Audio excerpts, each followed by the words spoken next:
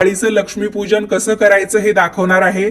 लक्ष्मीपूजनाची योग्य वेळ कोणती, त्याचबरोबर लक्ष्मीपूजन करताना आपल्याकडून कोणकोणत्या महत्त्वाच्या गोष्टी झाल्या पाहिजे, देवीला नैवेद्य काय दाखवायचा, मंत्र कोणता म्हणायचा, त्याचबरोबर लक्ष्मीपूजनाची उत्तर पूजा कधी करायची, कोणत्या वेळेत करायची, हे सुद्धा तुम्हाला याच व्हिडिओत बघायला मिळेल।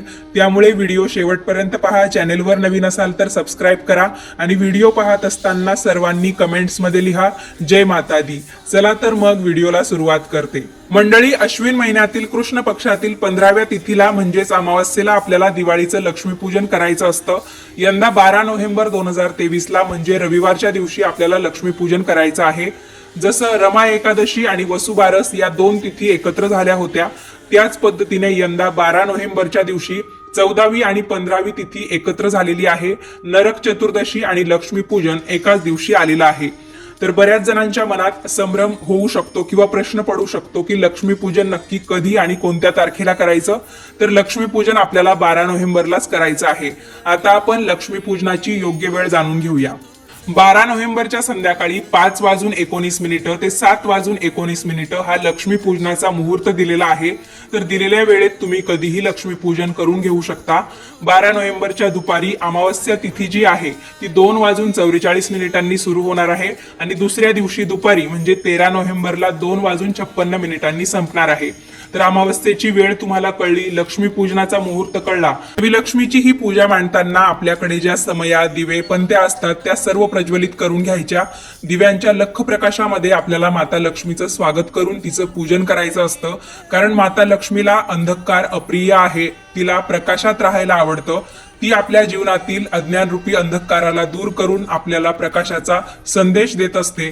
त्यामुळेच दिवाळीला दिव्यांचा सण म्हटलं जातं आणि या दिवशी आवर्जून माता लक्ष्मीची पूजा यासाठीच केली जाते। दीपप्रज्वलन करून झालं की स्वच्छ जागेवर आपल्याला पाट किंवा चौरंग मांडायचा आहे। पूजा करताना एकतर आपलं तोंड पूर्वेला किंवा पश्चिमेला गेलं पाहिजे, अशा पद्धतीने हा पाट आपल्याला ठेवायचा आहे। तर या पाटावर लाल रंगाचा कपडा अंथरून घ्यायचा। त्यानंतर सर्वात प्रथम कलश स्थापना करायची। कलश स्थापनेशिवाय पूजा अपूर्ण आहे। कलश म्हणजे त्या पूजेचं जिवंत स्वरूप असतं। तर आपल्याला तांब्यामध्ये पाणी घ्यायचं आहे। या पाण्यामध्ये आपल्याला 1 रुपयाचं नाणं, सुपारी, हळदी कुंकू, अक्षदा, त्याचबरोबर 1 फूल ठेवायचं आहे। या पाण्यामध्ये 5 विड्याची किंवा आंब्याची पानं तुम्ही लावू शकता। या तांब्यावर म्हणजेच कलशावर सर्व बाजूंनी हळदी कुंकवाची बोटं लावून घ्यायची। जी बाजू समोर येईल तर त्या समोरच्या बाजूला तुम्ही स्वस्तिक सुद्धा काढू शकता किंवा जो नारळ तुम्ही कलशावर ठेवणार आहात त्या नारळावर तुम्ही स्वस्तिक काढलं तरी सुद्धा चालतं। तर नारळ जो आहे तो शेंडी वर येईल अशा पद्धतीने या कलशावर ठेवायचा। नारळ पूर्ण पाण्याने भरलेला असावा याची काळजी तुम्हाला घ्यायची आहे आणि नारळाच्या शेंड्या सुद्धा पूर्ण असाव्यात। बरेच जण शेंडी काढून टाकतात आणि तसा नारळ कलशावर ठेवतात, तर तसं अजिबात करू नका। कलशाला लाल पिवळ्या रंगाचा धागा म्हणजेच रक्षासूत्र बांधून पाटावर तांदूळ गोलाकार पद्धतीने पसरवून मग आपल्याला कलश त्यावर स्थापन करायचा आहे। आता रिद्धी सिद्धीचा पती, आद्य पूजेला ज्याला मान असा तो गणपती। तर कोणतीही पूजा गणपती बाप्पांच्या पूजेशिवाय पूर्ण होत नाही। त्यामुळे सर्वप्रथम गणपती बाप्पांना स्नान घालून घ्यायचं। मनातल्या मनात तुम्ही श्री गणेशाय नमः, श्री गणेशाय नमः असं म्हणू शकता किंवा वक्रतुंड महाकाय सूर्यकोटी समप्रभ निर्विघ्नं कुरु मे देव सर्व कार्येषु सर्वदा गणपती बाप्पा मोरया अशा पद्धतीने श्री गणेशा करून घ्यायचा। गणपती बाप्पांना कुंकू आणि चंदन तुम्ही लावू शकता। फक्त कुंकू लावलं किंवा गुलाल लावला तरी सुद्धा चालतं। तर तुम्ही पानावर किंवा तांदळावर सुद्धा गणपती बाप्पांची स्थापना करू शकता किंवा डायरेक्ट तुम्ही आसनावर गणपती बाप्पांची मूर्ती ठेवली तरी सुद्धा चालतं, कारण आसन जे आहे ते आपण देवी देवतांची स्थापना करण्यासाठीच घातलेलं असतं। यानंतर आपल्याला देवी लक्ष्मीच्या मूर्तीला स्नान घालायचं आहे। दिवाळीच्या लक्ष्मीपूजनासाठी आपण जी मातीची मूर्ती घेतो तर तिला स्नान घालता येत नाही, म्हणून आपल्या देवघरातल्या देवी लक्ष्मीच्या मूर्तीला स्नान घालून घ्यायचं। स्वच्छ कपड्याने कोरडं करून पुसून घ्यायचं आणि तिला सुद्धा या पूजेमध्ये स्थापन करायचं आहे। जी आपण मातीची मूर्ती घेतो तर ती घेताना व्यवस्थित बघून घ्या, ती कुठेही खंडित असता कामा नये किंवा ती मूर्ती जी आहे ती हसतमुख असावी आणि बैठ्या स्वरूपातली असावी। उभी जी देवी लक्ष्मीची मूर्ती असते ती आपल्या घरामध्ये ठेवू नये किंवा तिची पूजा करू नये असं म्हटलं जातं। त्यामुळे मातीची मूर्ती घेताना ती बैठ्या स्वरूपातलीच आपल्याला घ्यायची आहे।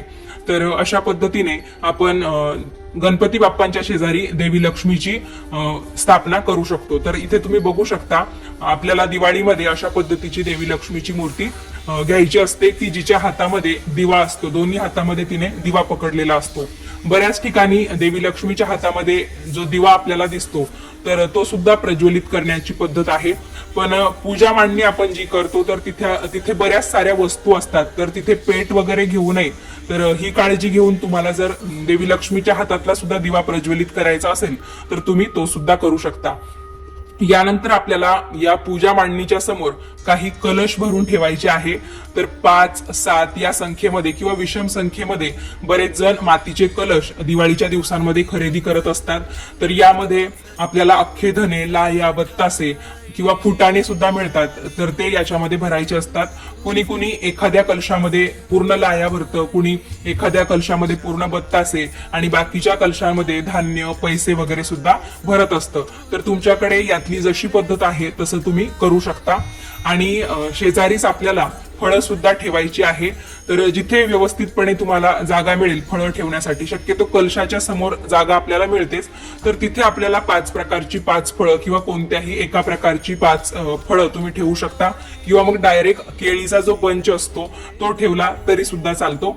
तर जर आपण पूर्ण डझनभर केळी घेतलेली असेल तर त्यातलं एक केळ काढून घ्यायचं आणि 11 या संख्येमध्ये आपण संपूर्ण केळ्यांचं नैवेद्य सुद्धा या देवी लक्ष्मीच्या पूजेमध्ये दाखवू शकतो।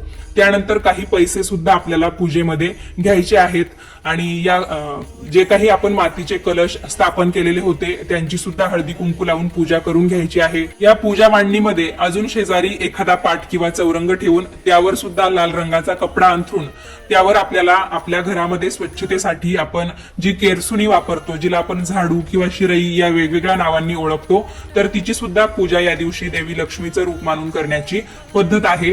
तर आपल्याला यासाठी नवीन झाडूची खरेदी करावी लागते। तर तो झाडू सुद्धा पूजेमध्ये ठेवायचा। त्या अगोदर काय करायचं, हा जो झाडू आहे तर पूजेची जागा तर आपण म्हणजे ती खोली तर आपण पूर्ण स्वच्छ केलेलीच असते, तर आपल्याला फक्त एक कृती करायची आहे की तो नवीन झाडू पूजेमध्ये ठेवण्यापूर्वी आपल्याला तो त्या पूर्ण खोलीमध्ये झाडत त्याने न्यायचा आहे आणि उंबऱ्यावर तो झाडू आपल्याला 3दा हळूच आपटायचा आहे, खूप जोरात नाही। तर जणू काही अलक्ष्मीला आपण बाहेर काढतोय आणि देवी लक्ष्मीचं स्वागत आपल्या घरामध्ये करतोय असा त्याचा अर्थ होतो। त्यानंतर या झाडूवर थोडंसं पाणी वगैरे शिंपडून आपल्याला तो पूजेमध्ये ठेवायचा असतो। तर देवी लक्ष्मीची सुद्धा हळदी कुंकू वाहून पूजा करायची, सर्व देवी देवतांना फुलं अर्पण करायची। आता दिवाळीच्या दिवसांमध्ये फटाक्यांची सुद्धा पूजा करण्याची पद्धत आहे, तुमच्याकडे आहे का कमेंट्स करून नक्की सांगा। म्हणजे आमच्याकडे लक्ष्मी पूजनाच्या दिवशी फटाक्यांची सुद्धा पूजा केली जाते, पण फटाके जे आहेत ते दिवे, पंत्या ज्या आहेत तिथून थोडेसे लांब ठेवा आणि त्यानंतरच ते फटाके वाजवण्यासाठी घेतले जातात। आणि झाडू बरोबर असं एक छोटंसं फळ सुद्धा मिळतं, तर ते सुद्धा आपल्याला पूजेमध्ये ठेवायचं असतं। देवी लक्ष्मीची पूजा करताना आपल्याला एक मंत्र म्हणायचा आहे, या देवी सर्व भूतेषु लक्ष्मी रूपेण संस्थिता नमस्तस्ते नमस्तस्ते नमस्तस्ते नमो नमः।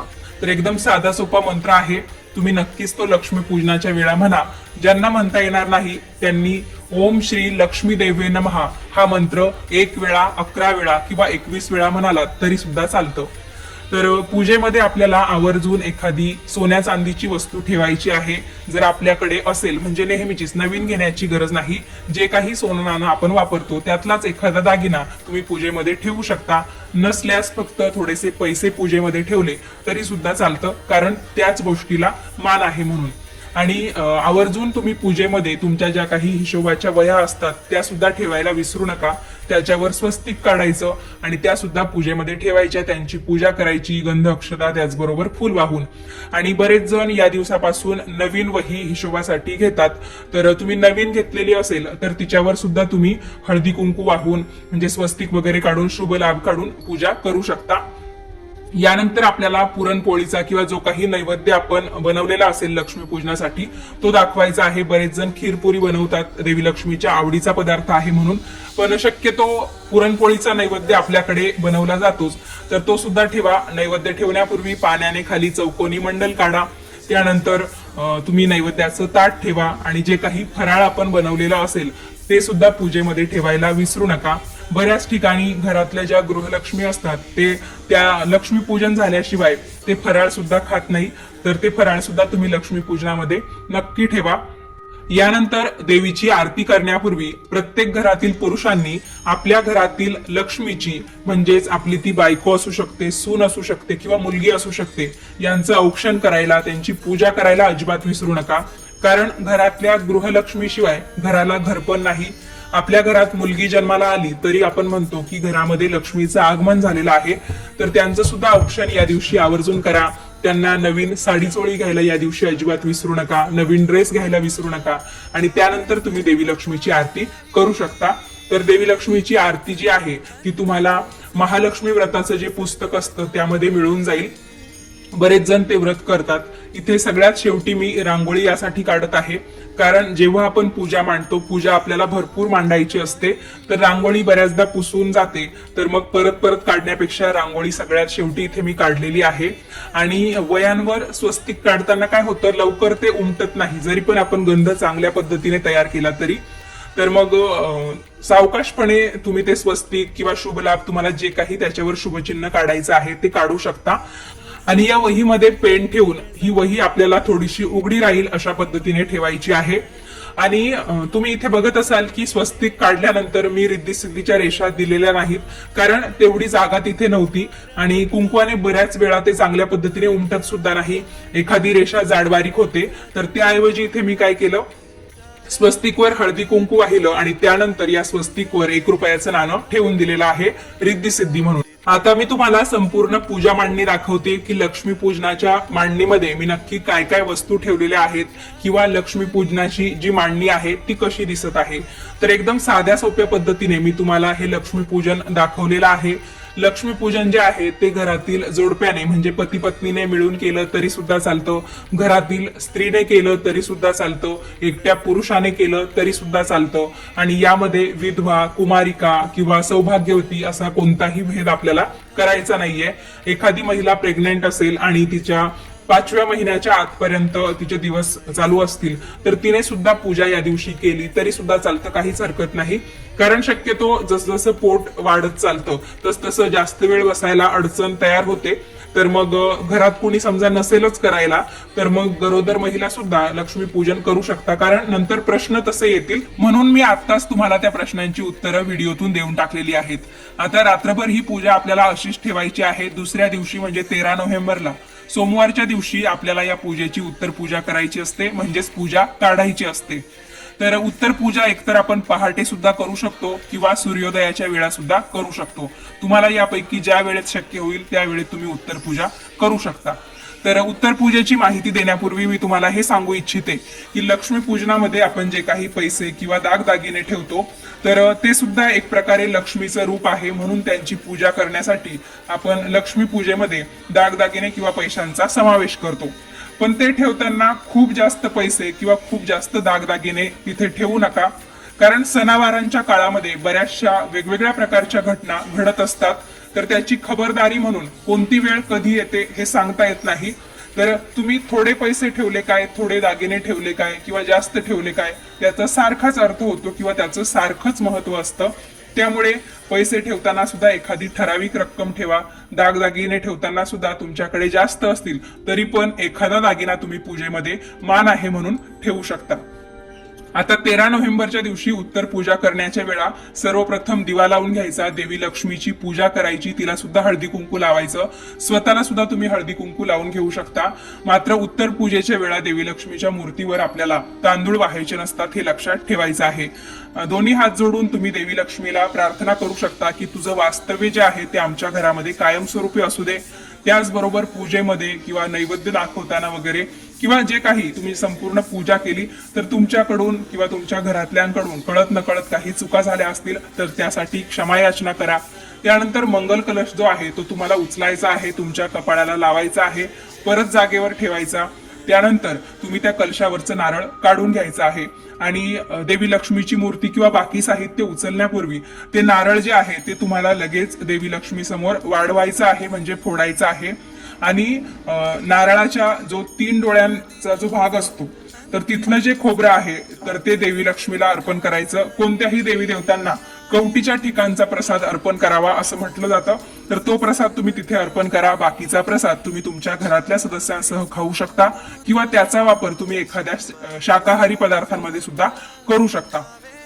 तर हे झालं नारळाच्या बाबतीत. यानंतर देवी लक्ष्मीची मूर्ती तुम्ही उचलून घेऊ शकता. मातीची मूर्ती तुम्ही परत पूजेमध्ये घेतली तरी सुद्धा चालेल किंवा तुमच्या घरामध्ये तुम्ही शो साठी वगैरे म्हणून ठेवली तरी सुद्धा चालतं. पाण्यामध्ये विसर्जन वगैरे करण्यापेक्षा किंवा त्यानंतर प्रदूषण वगैरे या गोष्टी करण्यापेक्षा तुम्ही तुमच्या घरामध्ये ती तशीच ठेवली तरी सुद्धा चालतं.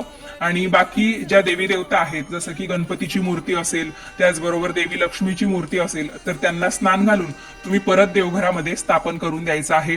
जे तांदूळ वगैरे होते धान्य तुम्ही कलशाखाली ठेवलेले, तर त्याचा वापर सुद्धा तुम्हाला शाकाहारी पदार्थांमध्ये किंवा तांदळाची खीर वगैरे बनवण्यासाठी करता येईल. पक्ष्यांना घातलं तरी सुद्धा चालेल. लाया बत्तासे सुद्धा तुम्ही प्रसाद म्हणून खाऊ शकता. खाणं होणार नसेल तर तुम्ही ते गायींना दिलं, पक्ष्यांना दिलं किंवा मुक्या जनावरांना दिलं तरी सुद्धा चालतं. आता पाना फुलांच्या बाबतीत मी तुम्हाला नेहमीच सांगत असते की पाण्यामध्ये विसर्जित न करता तुम्ही मातीमध्ये त्यांना पुरून द्या किंवा मग झाडाच्या बुडाशी ठेवा. शक्यतो दिवाळीच्या किंवा दसऱ्याच्या दिवसांमध्ये झेंडूच्या फुलांचा जास्त वापर होतो. तर ती फुलं तुम्ही वाळवली तर नंतर तुम्हाला त्याची रोपं सुद्धा तयार करता येतील किंवा मग धूप वगैरे बनवण्यासाठी सुद्धा फुलांचा वापर होतो. आता बाकी जे असेल पैसे असतील तर ते सुद्धा तुम्ही तुमच्या तिजोरीमध्ये व्यवस्थित ठेवून द्या. दागदागिने सुद्धा उचलून घ्या आणि जे दिवे पणत्या जे काही असेल ते सर्व उचलून घ्या. रांगोळी असेल तर ती तुम्ही झाडून नंतर एखाद्या झाडाच्या बुडाशी ओतली किंवा नंतर ती कचऱ्यामध्ये टाकली तरी सुद्धा चालतं, कारण रांगोळी नंतर निर्माल्यामध्येच तिचं रूपांतर होत असतं. नैवेद्य तुम्ही गाईला द्यायचा आहे किंवा पक्ष्यांना दिला तरी सुद्धा चालतो. आणि जे कलशातलं पाणी असतं ते एखाद्या झाडाला ओतायचं. रात्रभर आपण ते ठेवलेलं असतं, त्यामुळे तुळशीला शक्यतो कोणत्याही पूजेतलं जे पाणी असतं कलशातलं ते तुळशीला न घालता दुसऱ्या एखाद्या झाडाला घाला. आणि कलशातलं जे काही नाणं सुपारी होती तर ते तुम्हाला परत एखाद्या पुढच्या पूजेमध्ये वापरता येईल.